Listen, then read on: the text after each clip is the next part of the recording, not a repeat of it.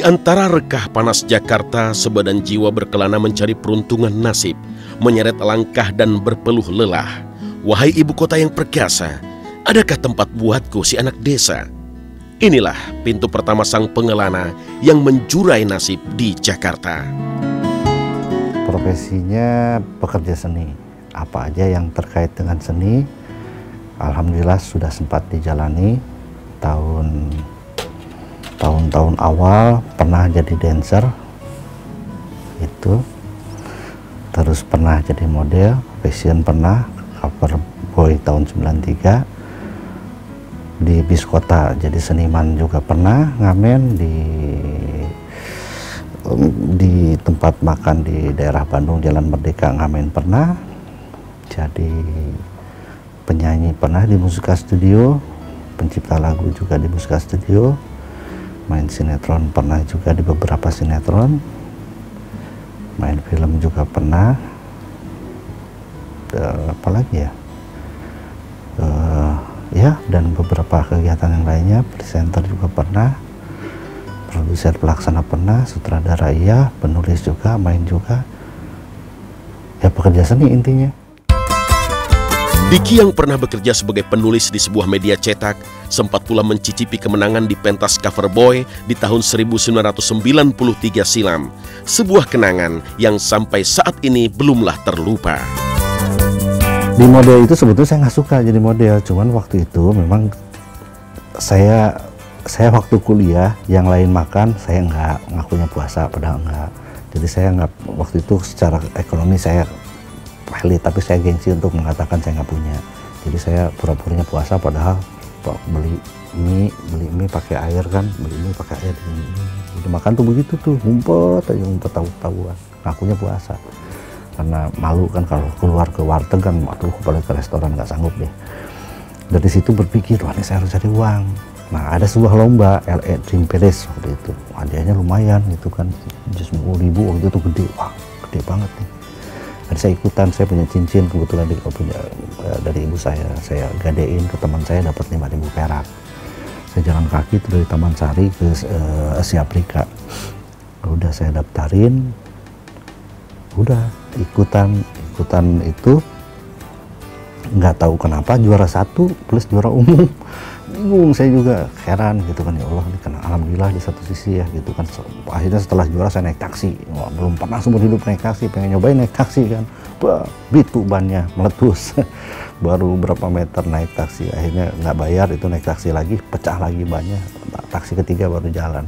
Nggak tahu kenapa, jadi mungkin aneh aja udah. Itu pertama kali saya beli gitar dari situ tuh di alun-alun Bandung. Gitu jadi sejarahnya jadi model. Terus dari situ teman-teman ngusulin supaya saya ikutan pemilihan cover boy, karena saya orang kampung waktu itu kenal jadi koper, ada orang Majalema cover, oh gitu, akhirnya jadi koper itu di tahun 93-an. Sampai akhirnya Diki ditawari beradu akting dengan Krisdayanti di sinetron Cemplon. Dari sinilah Diki memahami dunia entertainment profesional untuk kali pertama. Jakarta hanya memberi secuil pengharapan buat Diki, karena usai berakting di sinetron, ia kembali dibekap kekosongan. Tiada uang, tiada pekerjaan, membuatnya nekat menjadi pengamen jalanan. Pacaran iya, ya kalau waktu pacaran iya. Tapi kebetulan kami juga pacarannya cuma 2 bulan, jadi nggak terlalu lama juga gitu. Nah pada saat itu memang sempat cerita, sempat ngamen, sempat jadi tukang parkir, sempat jadi pelayan di salah satu perusahaan swasta ya. Kemudian banyak sekali kisah hidupnya yang memang getir gitu ya kelihatannya, tetapi memang beliau jalani dengan enjoy pada saat itu. Tapi sebetulnya tidak jauh beda, karena saya juga mempunyai sisi pengalaman yang dulunya memang tidak begitu baik, memprihatinkan lah ya, tetapi memang itulah yang membuat kami menjadi sosok yang bisa lebih kuat lagi. Jalanan dengan segala aroma kekerasan membawa Diki ke sebuah peruntungan yang sama sekali tak ia duga. Berawal dari kenekatannya menawarkan rekaman ke Musika Studio, ternyata Ibu Acin, bos perusahaan itu, malah menawarinya rekaman. Dari sinilah lahir cakram rekaman Diki yang bertitel Boleh Enggak. Dulu dari teater, jadi teater, terus saya ngamen di Jalan Merdeka, Bandung. Terus saya jadi model di situ, fashion show, juara, beberapa juara karena nggak punya duit buat tambahan kuliah. Saya ikutan kejuaraan, dapet. Terus saya ikut lomba di Jakarta di mode, alhamdulillah dapet finalis aja. Terus saya ngamen di Tanah Abang, Blok M, di bis kota. Karena nggak ada job lagi untuk jadi model, tiba-tiba ketemu wartawan namanya Bang Tigor, dimasukin ke koran, dipanggil sama Musika Studio, ketemu sama Ibu Dewi Musika. Lantas saya menyampaikan satu lagu ciptaan saya, akhirnya suruh nyanyi.